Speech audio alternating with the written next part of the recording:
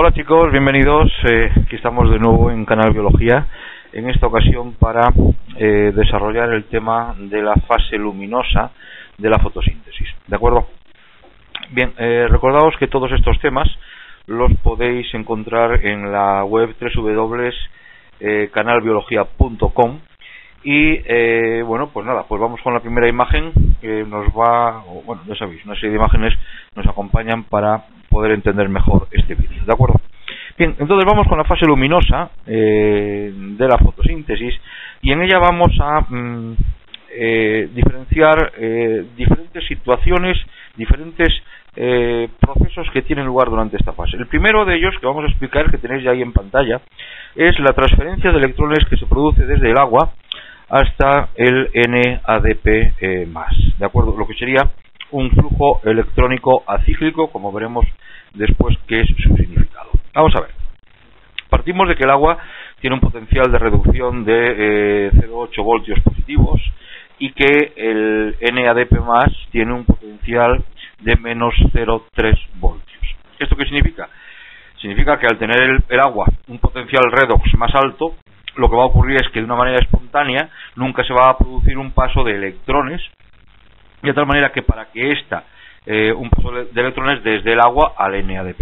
Es decir, para que esta transferencia sea posible, va a ser necesario que exista una energía, que va a ser la energía luminosa, que intervenga en este proceso y que va a ser absorbida por los fotosistemas 1 y fotosistema 2. Os recuerdo ahora que ya he grabado un vídeo sobre los fotosistemas, ¿de acuerdo? Los pigmentos fotosintéticos. Sería importante que lo vieseis, ¿vale? Y a continuación empezaseis con la fase luminosa, porque están muy relacionados y, como digo, os ayudará a entender mejor este proceso. Entonces, fijaros ahí en el esquema que tenéis, ¿vale?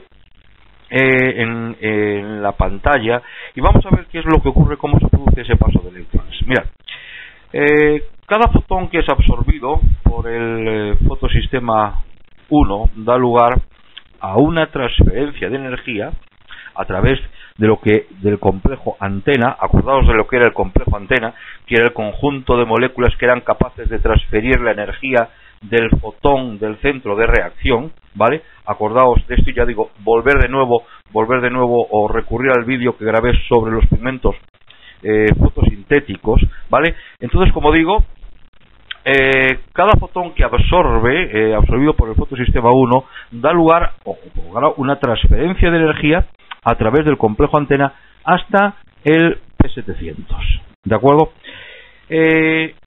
Lógicamente, va a pasar a un estado excitado. Ahí tenéis el P700 a una altura de 0,2 voltios hasta un potencial ya excitado del orden de menos 1,40. Ahora, esta disminución de su potencial redox, lo que ya iba a implicar es que se pueda producir una transferencia de electrones debido a su bajo potencial redox, ¿no? Esta transferencia de electrones se la va a transferir a una proteína férrica llamada ferredoxina. Ahí la tenéis en pantalla a la derecha. Y una enzima, la NADP reductasa, es la que va a transferir los electrones desde la ferredoxina al NADP+, convirtiéndose en NADPH. Ahí tenéis entonces cómo se ha producido el paso de electrones desde el agua al NADP+, aunque veíamos en un principio que era imposible debido a que el agua tenía un mayor potencial, un potencial redox. Lo que sí podemos es hacerlo a través de la activación del P700 como consecuencia del fotón que absorbe el fotosistema 1. ¿De acuerdo? Cada uno de estos transportadores, al captar el electrón, se va a reducir, pero como inmediatamente se vuelve a oxidar al pasar el electrón al transportador siguiente. Es decir, estamos hablando de toda la cadena que va desde que se produce la excitación y se convierte en P700 activado hasta que el NADPH capta los electrones, ¿vale? Es la cascada de flechas que tenéis en el dibujo de la derecha. Bien, si el P700 ha cedido electrones al aceptor, que es la ferredoxina, es, como acabo de deciros, gracias a la excitación que ha provocado la luz que ha sido absorbida, ¿de acuerdo? Y a partir de aquí, la transferencia de electrones hasta el NADP+, ya va a transcurrir de una manera espontánea, porque, como veis, ocurre o tiene lugar a favor del potencial redox. Es decir, estamos hablando desde un potencial de menos 1,40 hasta ya potenciales de reducción cada vez mayores. ¿De acuerdo? Bien, pero ocurre que ha habido un hueco electrónico que ha dejado o que ha aparecido en el P700 oxidado, de tal manera que hay que rellenarlo con un nuevo electrón. Este nuevo electrón va a proceder de la oxidación del agua, ¿de acuerdo?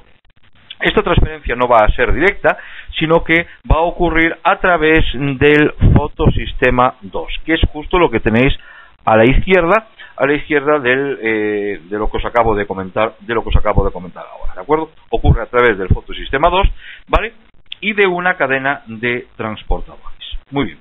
Entonces, simultáneamente al fotosistema 1, el fotosistema 2 también va a absorber energía luminosa, de tal manera que cada fotón que absorbe va a ser transferido al P680, lo tenéis ahí, que va a pasar a un estado excitado, con lo cual su potencial de reducción va a disminuir. ¿Y esto qué significa? Significa que de nuevo ahora ya está en condiciones de llevar a cabo la transferencia de electrones a un aceptor. En este caso, el aceptor es la plastoquinona, ¿de acuerdo? De ahí pasa al complejo citocromo BF, de aquí a la plastocianina, ¿de acuerdo? Y de la plastocianina va a transferir el electrón al hueco que dejó el P700 para formar el NADPH. ¿Lo habéis entendido? Venga. Estos transportadores, ¿de acuerdo?, electrónicos, que conectan tanto el P680 como el P700, son unas proteínas que se encuentran en la membrana de los tilacoides y forman la cadena fotosintética. Después, en un esquema, lo veremos todo en plan global, ¿de acuerdo? Si el P680 cede electrones a esta cadena, es porque ha habido energía luminosa, ¿de acuerdo?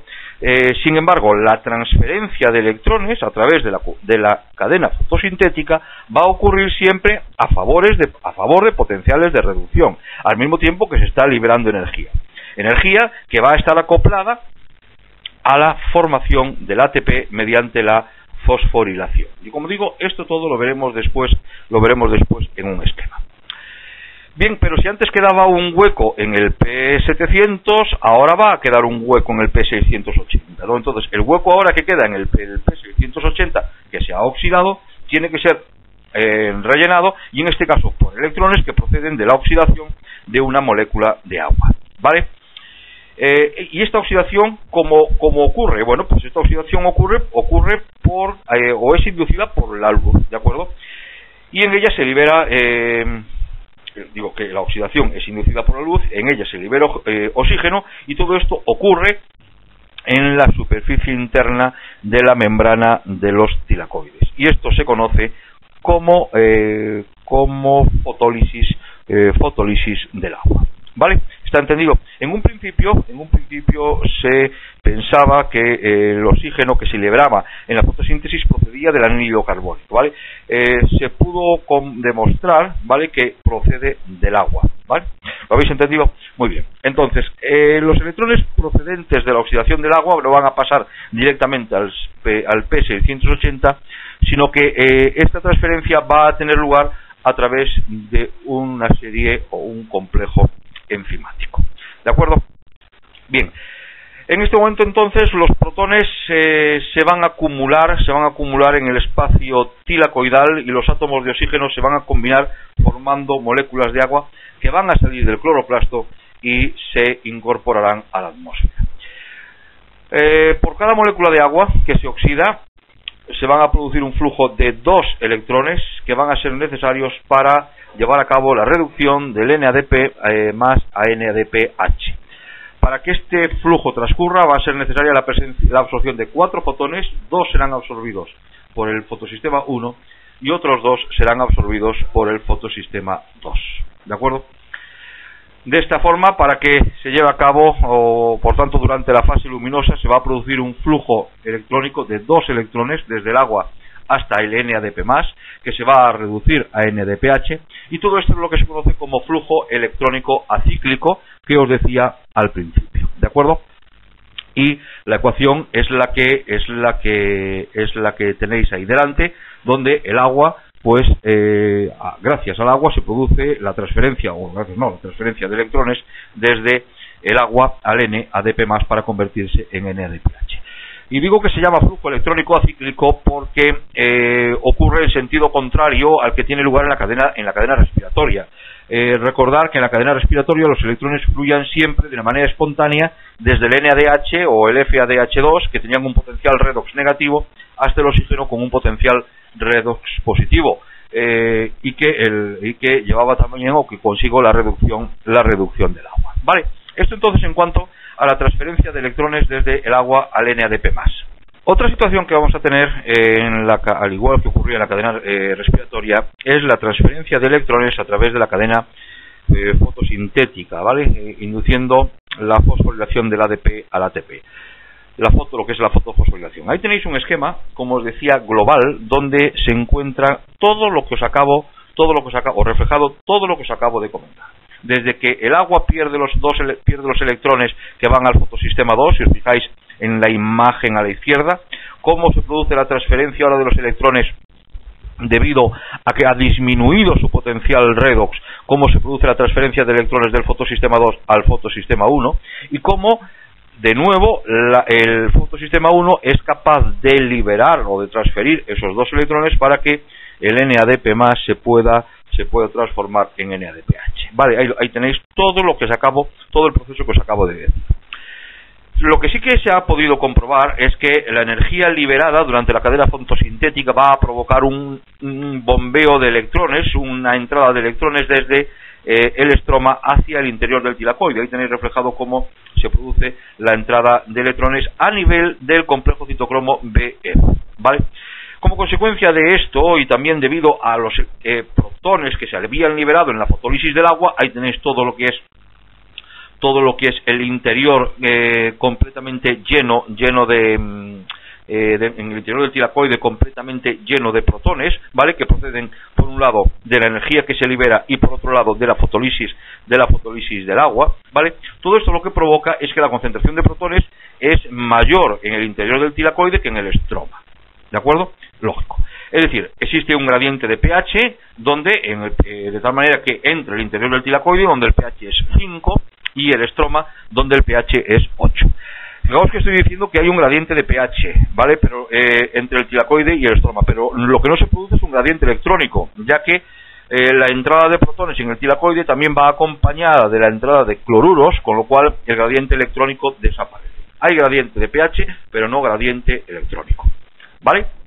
Muy bien, este gradiente de pH lo que va a provocar es que obligará a los protones a regresar de nuevo al estroma, regreso que se lleva a cabo, si os fijáis, a la derecha de la figura, a través de la ATP sintetasa, ¿de acuerdo?